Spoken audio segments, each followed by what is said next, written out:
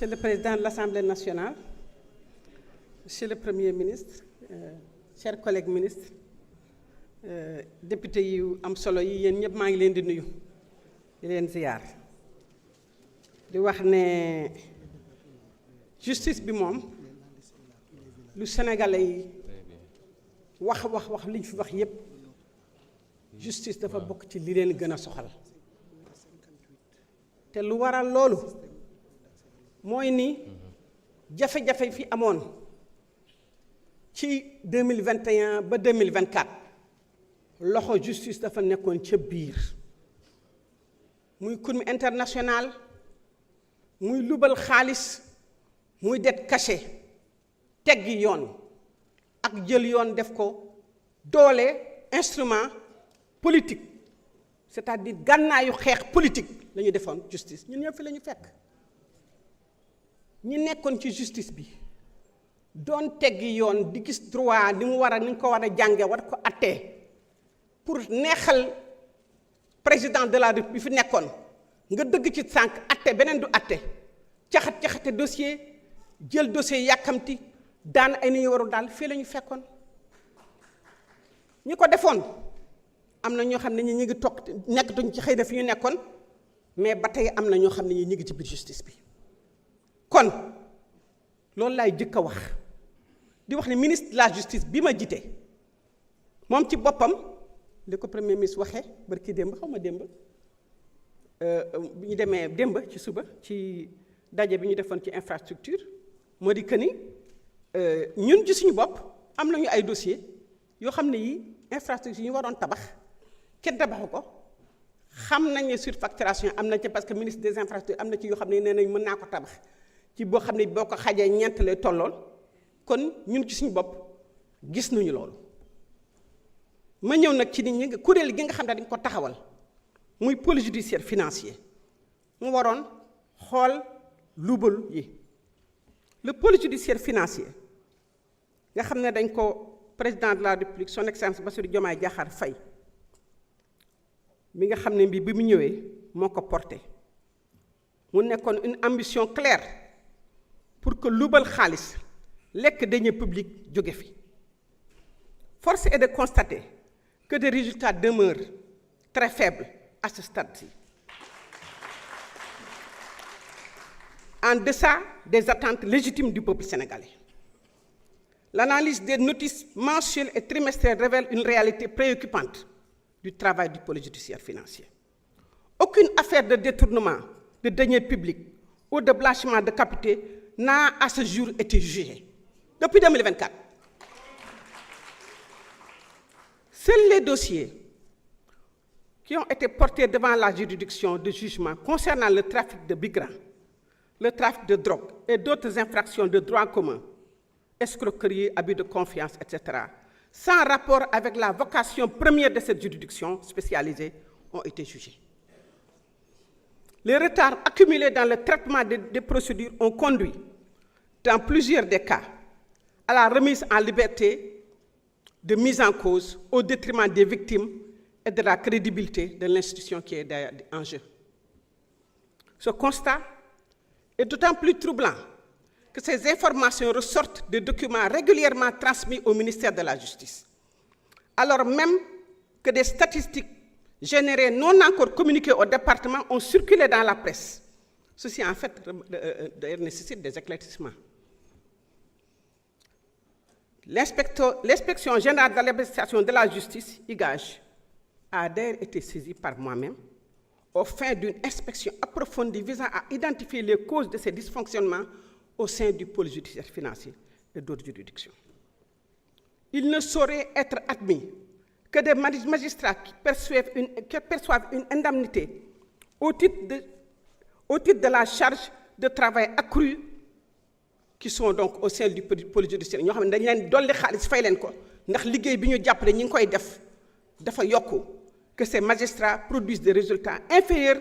à ceux des juridictions de droit commun qui sont moins payés. Donc des correctifs doivent être apportés. Et quels sont ces correctifs que nous avons apportés? D'abord, nous avons travaillé sur une réforme du pôle judiciaire financier qui traduit donc une volonté de recentrer la juridiction spécialisée sur les grandes affaires économiques et financières. Nous avons soumis à son Excellence, Monsieur le Président de la République, un projet de décret que son Excellence, Monsieur le Président de la République, a approuvé. Et ce projet de décret, def naan pôle judiciaire financier bi lépp lu jëm ci mbirum immigration ak lutte contre la drogue ak détournement yu ndaw yi dañ ko koy teggil. ñaareel ba te loolu mooy li alarmant dañu yëkkati compétence sous le seuil de compétence du pôle judiciaire financier jëlee ko 50 millions yóbbu ko 500 millions un demi-milliard. pour wan leen li ñu lubal ci xaalis ni mu baree ba ay milliards la ñuy dàq. te loolu doot ñu def ko ba pôle judiciaire bi mën a concentré wu ci xaalis bi ñu jël lubal ko te nu kenn du ko wax kenn du ko tudd te dinañ ko tudd dinañ ko càmbar dinañ ko wax dinañ ko atte incha allah rabbi. beneen bi kon li ma doon wax rek dafa naa ne leer na que ni enquête yi ñu fi doon def yëpp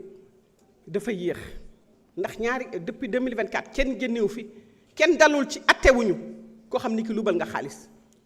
am na sax ñu génn kon te loolu ñi nga xam ne ñoo yore woon dossiers yi dafa yéex te yéexaay boobu moo waral tey ñu indi décret bu bees pour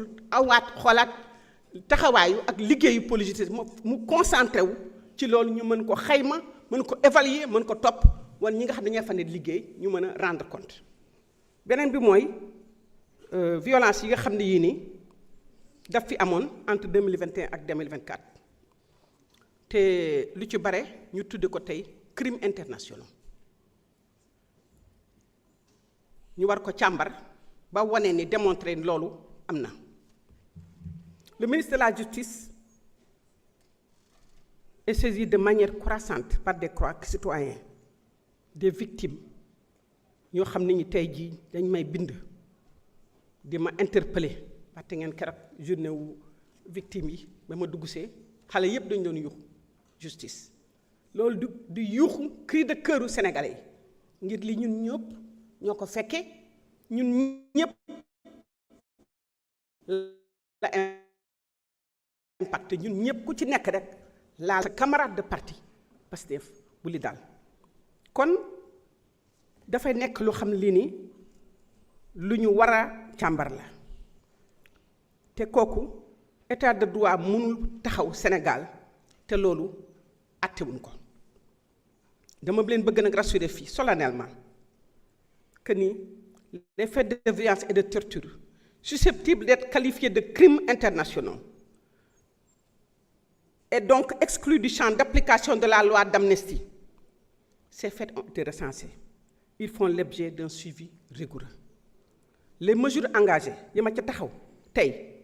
mooy ni def nañu recensement exhaustif des faits qualifiables de crimes internationaux non couverts par la loi d'amnistie. Parce que loi d'amnistie dafa ne lépp loo xam ne lii crime international la bokkul ci loi d'amnistie bi war nañ ko mën a càmbar atte ko loolu dafa war a nekk lu dang lu leer bu baax ci suñu bopp. ñaareel ba moo di ni lépp dañ ko dajale woon parquet de Dakar tasaat nañ ko joxe naa instruction pour que parquet yëpp impliqué ndax enquête yi taxaw enquête yi gaaw ñu mu ko avancé. beneen bi mooy ni transmettre nañu ci parquet yu compétent yëpp wax leen ni nañu gën a dëgëral questionnaire yi nañ ko awale dañ ko war a awale diligenter enquête yi de façon approfondie pour que ñu xam lan moo fa xew situer responsabilité yi yoon teg ko ci yoon te bu ci kanamee di ngeen dégg ni ñu ngi gën a baral liggéey bi kooku dañ ko ameel victime yi dañ ko ameel suñu bopp dañ ko ameel peuple sénégalais lii yëpp nag pour ñu def ko tamit liggéey bi dafa laaj ay effort par rapport même dégg nga justice bi nga xam ne bi créé de la justice dafa war a ànd ak tamit une gestion plus transparente de la carrière des magistrats et un rééquilibrage de la ressource humaine à la disposition des juridictions. Et nous sommes pleinement conscients de la situation de plusieurs magistrats qui demeurent en attente d'intégration ou de réintégration dans le corps. Par ailleurs, certains d'entre eux, affectés en province dans les régions depuis une durée anormalement longue, sont légitimement en droit d'obtenir un redéploiement équitable. magistrat yi dama leen di nuyu parce que ñu ci bari ñu ngi def seen liggéey te kooku dama ko war a wax mais tamit am na ñu bari ñoo xam ne dañu teg seen conc ak seen tànk sax ci kaw dossier yi te loolu dafay dakk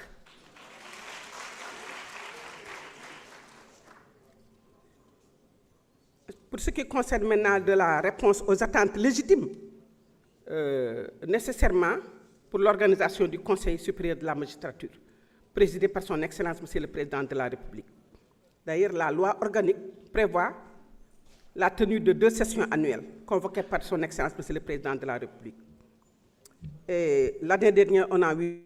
seulement une session et le Président de la République s'est engagé à prendre de son autorité pour convoquer le Conseil. Merci. C'est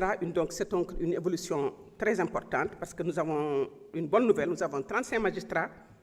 qui ont fini leur formation et qui sont donc prêts à être déployés. Et cela va, je pense, alléger le poids des dossiers qui sont dans les juridictions, mais que nous sommes en train de suivre. Donc, dans ce contexte-là,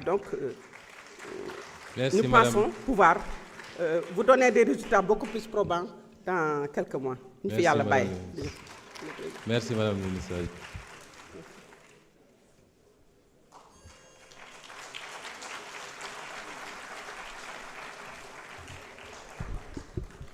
Monsieur le Président,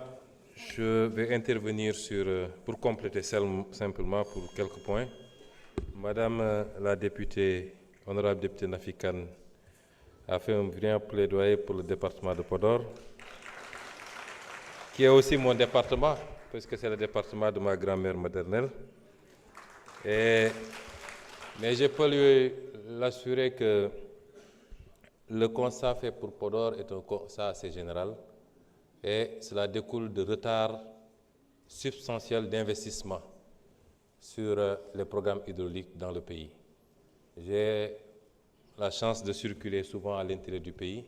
La dernière fois, j'étais à Guinguinéo, on a fait tout le tour. Et je peux vous assurer que c'est les mêmes préoccupations qui arrivent parce que des installations sont vétustes depuis longtemps.